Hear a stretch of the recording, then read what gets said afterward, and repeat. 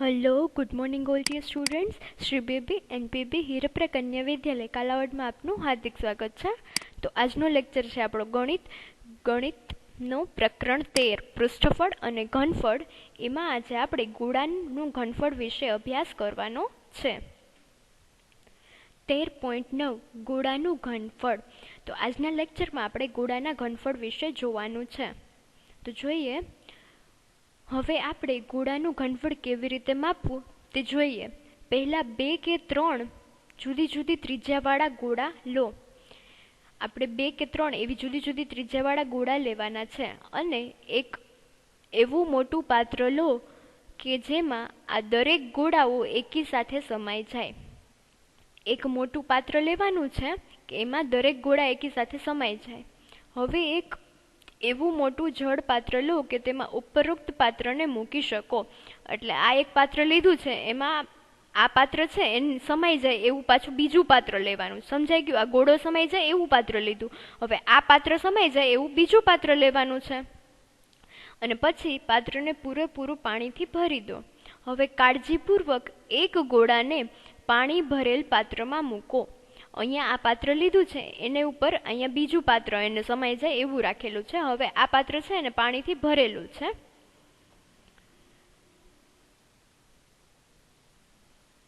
હવે પાણીથી ભરી દીધું. હવે કાળજીપૂર્વક એક ગોળાને પાણી ભરેલ પાત્રમાં મૂકો.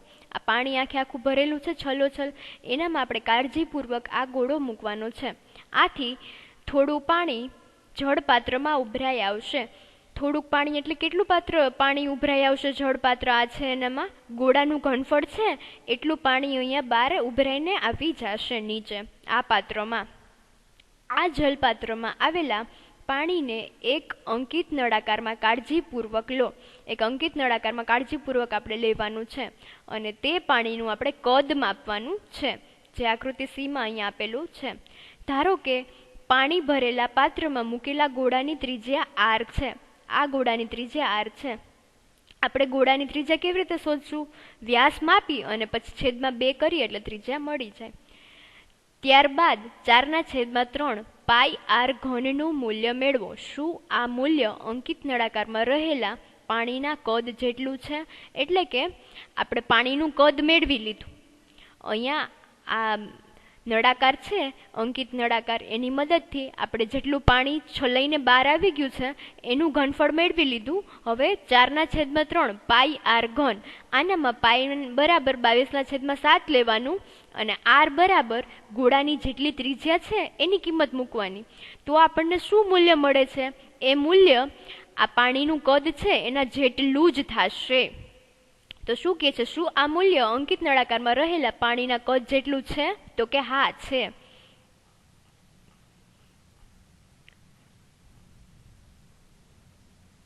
ઉપરયુક્ત પ્રક્રિયા બીજા કદના ગોળા માટે ફરીથી કરો.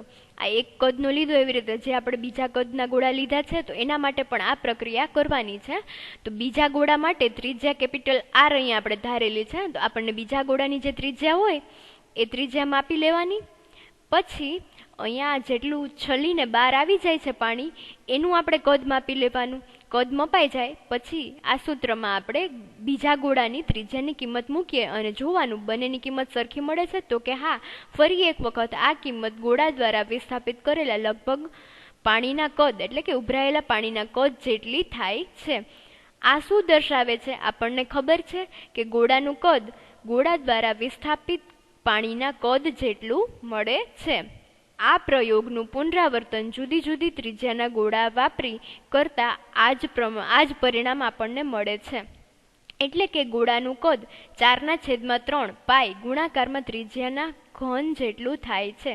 આ પરથી આપણને સૂત્ર શું મળે છે? ગોળાનું ઘનફળ બરાબર 4/3 પાઈ r ઘન.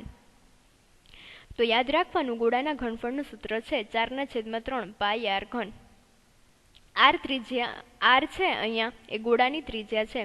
ભવિષ્યમાં તમે ઉપરના વર્ગોમાં આ સૂત્ર સાબિત પણ કરી શકશો, પણ આ તબક્કે આપણે આ સ્વીકારીને ચાલશું કે આવી રીતે 4/3 પાઈ r ઘન થાય છે. હવે અર્ધગોળો ગોળાનો અડધો ભાગ છે. તો વિચારો કે અર્ધગોળાનું ઘનફળ કેટલું થાય? આના કરતાં અડધું થાય. હા, તે 4/3 પાઈ r ઘનનો 1/2 ભાગ એટલે કે અડધો છે, એટલે કે અહીંયા આપણને અડધું મળે એનું અર્ધગોળાનું ઘનફળ. આથી 2/3 પાઈ ઘન થાય છે. તેથી અર્ધગોળાનું ઘનફળ બરાબર 2/3 પાઈ ઘન મળે છે. અહીં સૂત્રમાં આર છે એ અર્ધગોળાની ત્રિજ્યા છે. સમજાઈ ગયું? બંને સૂત્ર. ગોળાનું ઘનફળ છે 4/3 પાઈ ઘન અને અર્ધગોળો એનાથી અડધો હોય એટલે એનું ઘનફળ પણ અડધું થાય છે ગોળા કરતા. આથી અર્ધગોળાનું ઘનફળ છે 2/3 પાઈ ઘન. તો આ સૂત્ર પરથી હવે આપણે કેટલાક ઉદાહરણો જોઈએ, જેમાં ઉદાહરણ 17 એની રકમ છે 11.2 સેન્ટીમીટર ત્રિજ્યાવાળા ગોળાનું આપણે ઘનફળ શોધવાનું છે. તો ત્રિજ્યા આપણને આપી દીધી છે ગોળાની, તો ગોળાનું ઘનફળ બરાબર 4/3 પાઈ ઘન. એમાં કિંમત મૂકીએ અને છેદ ઉડાડી ગુણાકાર કરીએ તો આપણને કેટલું મળે છે? 5887.32 સેન્ટીમીટર ઘન ગોળાનું ઘનફળ મળે છે. છે ને એકદમ ઈઝી. હવે છે ઉદાહરણ 18. એની રકમ છે ગોળા ફેંકમાં વપરાતા ધાતુના ગોળાની ત્રિજ્યા 4.9 સેન્ટીમીટર છે. જો વપરાયેલ ધાતુની ઘનતા 7.8 ગ્રામ પ્રતિ સેન્ટીમીટર ઘન હોય તો તેનું આપણે દળ શોધવાનું છે. તો કેવી રીતે દળ શોધીશું? ખાસ ધ્યાન રાખજો. પહેલાં આપણે ગોળા ફેંકમાં વપરાયેલો ગોળો છે એનું ઘનફળ શોધી નાખીએ. એમાં આપણને ત્રિજ્યા આપેલી છે એટલે ઘનફળ મળી જાય.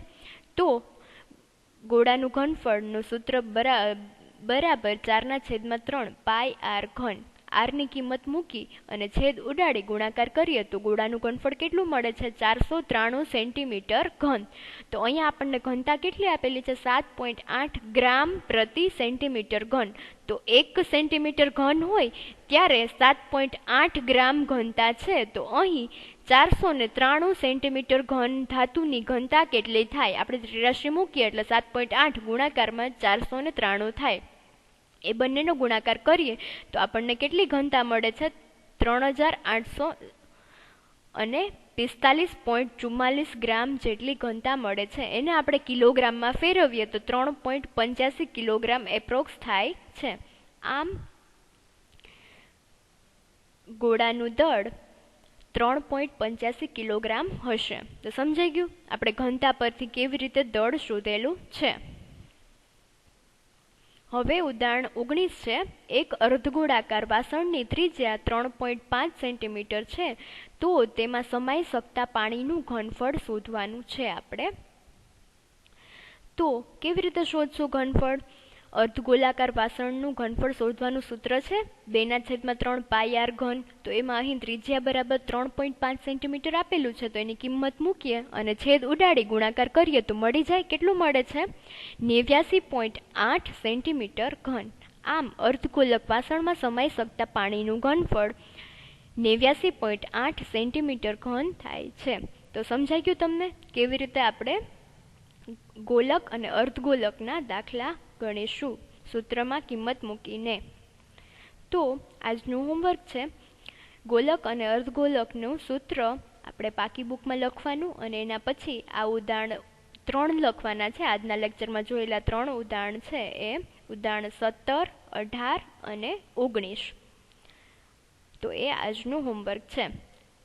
તો આજનો લેક્ચર આટલે સુધી રાખીએ.